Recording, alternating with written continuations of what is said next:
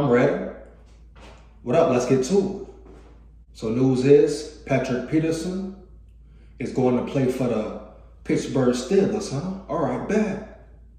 First off, before I get into it, much respect to Pat P. Wishing him the best. Heavy. Had a good run with the Vikings, no doubt. Did some good things. Had a great last season. Facts. But let's not forget, man. Once again, another player. And I must continue to reiterate this, man. Every time, bottom line. They didn't give the Vikings any notice. Another player, right? No, Pat P, don't get me wrong, seemed like a great leader. A good veteran guy. Took some players under his wing. They say they were the closest group out of the team, heavy. The cornerback squad, all right. You know, the word family was passed around. Everyone said it, talked about having your brother's back, the guys, my dogs, etc. It's about the team. But once again, another player who didn't think about the team. He said he wanted to stay, but news is the numbers weren't even close. They weren't even close to making an agreement or coming up with a fair deal. That's what the news is allegedly, right? Heavy. So it's not like Pat P put the actions in to try to stay a Viking.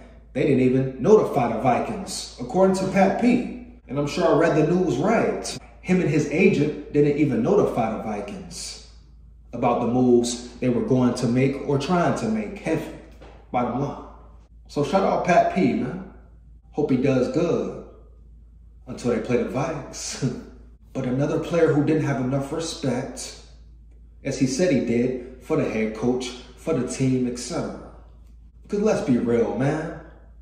When they say they weren't close to a deal, neither sides were going to budge. Heavy. And I get it. Pat P's also playing the business role, man. Money role, etc.